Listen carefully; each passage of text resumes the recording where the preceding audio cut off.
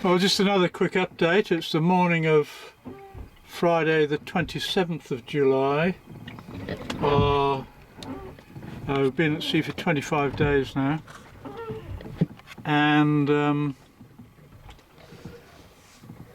there is the Northern Islands of Svalbard, which we crossed day and a half ago, or past day and a half ago. This is where we were up to the northeast midday yesterday, after which time, in keeping roughly 281 north, we've been sailing east. This is where we were an hour ago, so this is on the line of longitude of 30 degrees. And we're just slightly to the east of that now. So if we run down that line of longitude, the first thing that we come to, just a bit further to the east, is the Norwegian island of Kvitøya, whose northern coast is now 40 miles to our south.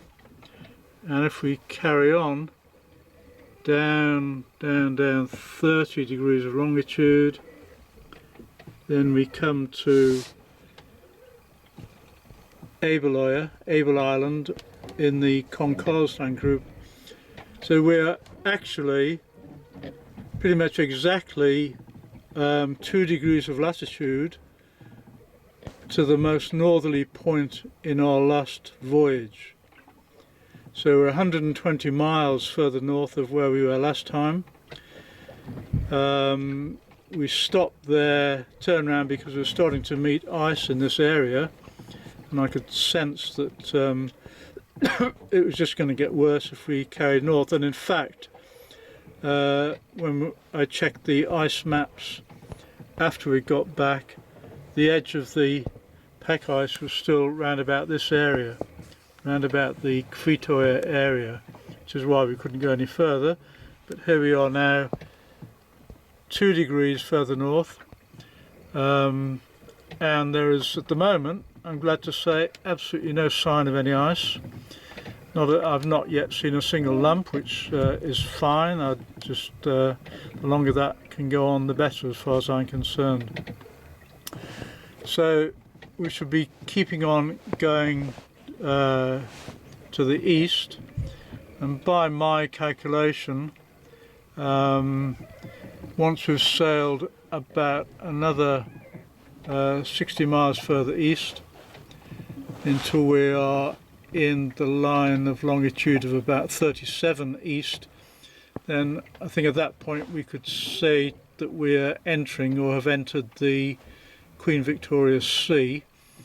One reason for that being, again, if we come now to the south to find what we have from the south here, down. Oops, just missed it. Sorry, it's there. We have the Russian island of Victoria Island, or Ostrov Victorii, as the Russians would call it, which is the westernmost island of the Franz Josef group. So once we've got into the north of that, then I think we could be said to be into the Queen Victoria Sea. And we're then starting to move into the over the page, we're then starting to move into the crescent of islands, starting with Alexandra Land, this crescent of islands that comes round in a sort of arc up to the northeast. Let me find it, there we are.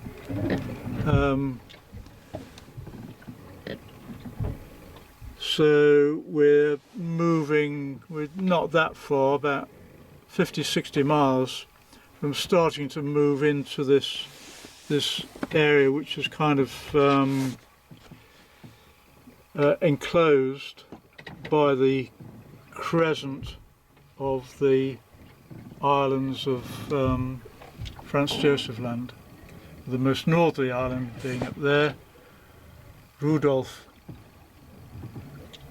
Island, or Rudolph Land as it's sometimes known, and that is our ultimate goal. But if we were to get there, we'd be extremely lucky, because I think there's probably still be ice around there. Just one little addendum to that last clip. In answer to the obvious question, yes, it is getting colder here. We've now moved out of the warmer waters of the Gulf Stream. I think we've well and truly left those behind. We're now in the colder waters of the Barents Sea. Well, we're actually in the Arctic Sea now, the Arctic Ocean, the Pole Harbour, the Pole Sea, as the Norwegians call it. So yeah, it's got a lot. The ambient temperature's dropped considerably. Don't know exactly what it is in the boat, but I'd say it's about 5 degrees, something like that. I'm okay, just showed I'm wearing. I'm actually got my moon boots on. Actually, normally in lower latitudes I just wear my big sort of padded slippers, but they don't keep the soles of my feet warm on the boat, because the cabin sole tends to cool them down. So I have these moon boots which are good for my feet, and it's actually my feet which are the coldest bit, particularly when I'm in my sleeping bag at night. So I've got that on. I've got rather unfashionable tracksuit bottoms with just thermal long johns under those, and then can I do this? I don't know whether this. Oh yeah, I can, oh gosh, I can turn that round. I'm not used to doing selfies. So as I can't really see, so, yeah. What I've got on here is a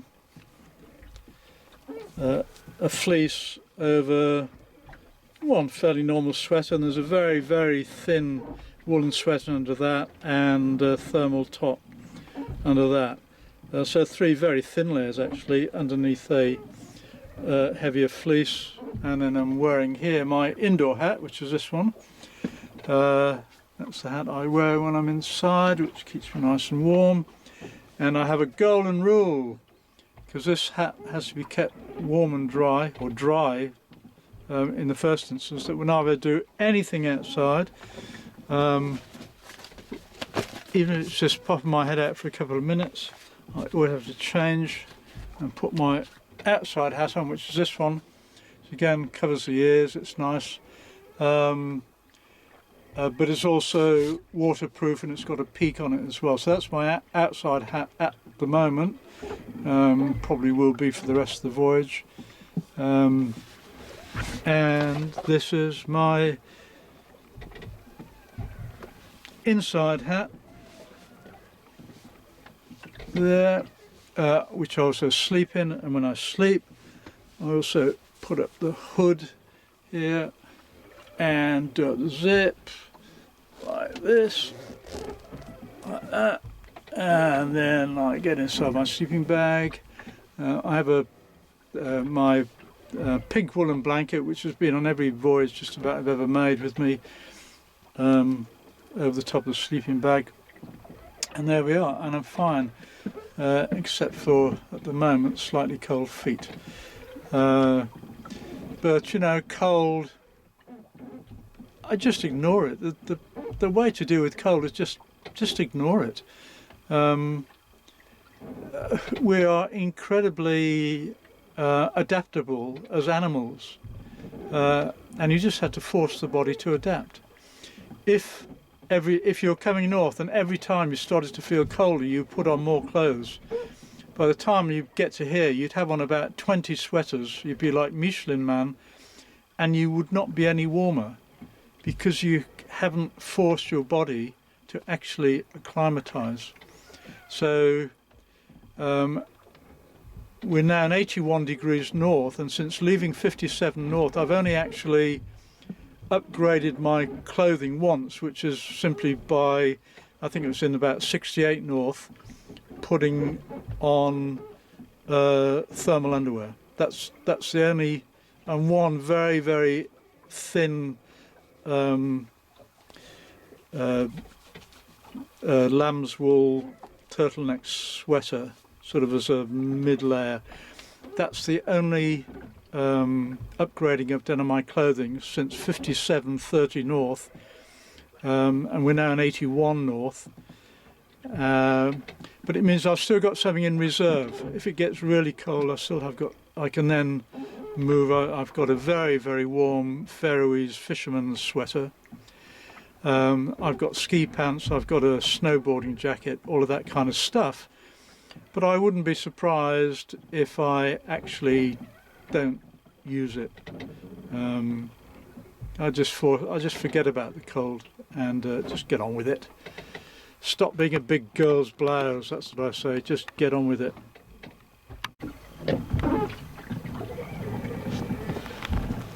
Well, just a quick update. It's around about midnight on the 27th of July, and we're now in 81 degrees 17.5 north and 36.52 east.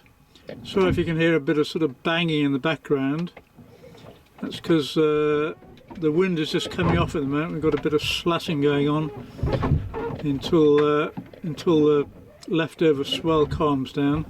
It's a bit uncomfortable and noisy at the moment. But anyway, the point is that coming over to the chart, there is Victoria Island, the most western of the Franz Joseph Land Islands, and that lies in, or 36.50 east is about where my finger is, halfway over the island. We're a lot further north at the moment, somewhere up here, round about, find my finger, round about here.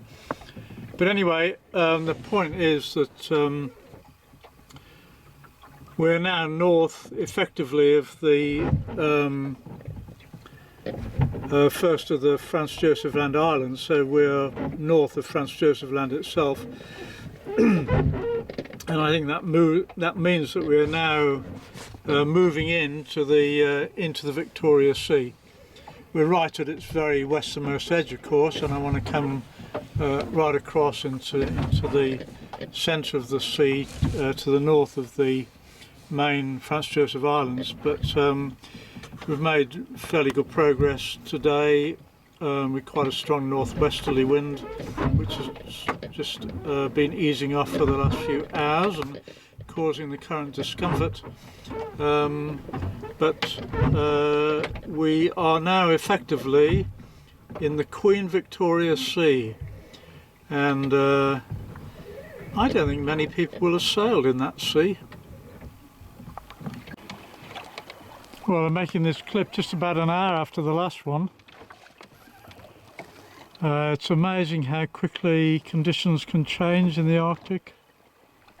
Just in a few minutes, the cloud, well, it's just moving away. You can see it moving away there. We're left with a virtually cloudless sky once that cloud bank has gone.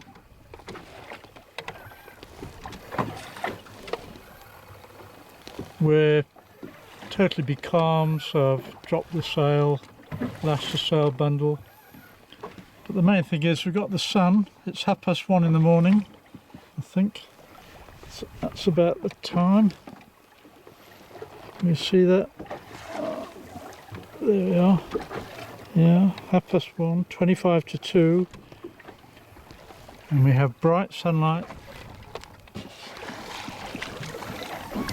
Still rolling enormously because we had quite a lot of wind over the last 24 hours. There's still some big swells coming through. But that sun is warm. I'm sitting in the, not in the cockpit, but in the hatchway, and I can really feel the warmth of that sun.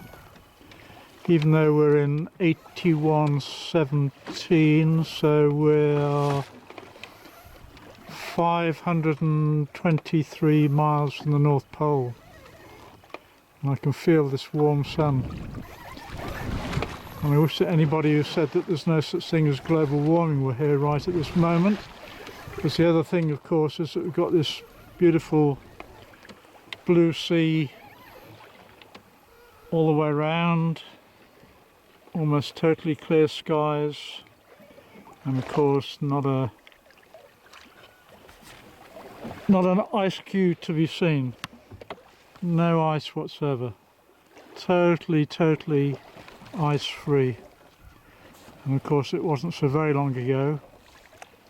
I mean, even 40, 50 years ago, less than that even, the concept that this part of the ocean would actually be ice free at any time of the year was virtually unheard of. But here we are, not a damn sign of any ice whatsoever, which is great for me, not so good for the planet, not so good for the wildlife that has evolved over millions and millions of years in order to create a lifestyle that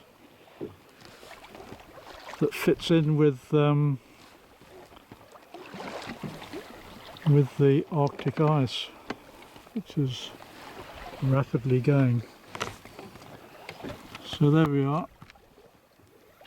I think it's about time I went and got my head down, a nice, quiet, gently rocking boat, and had a nice long sleep.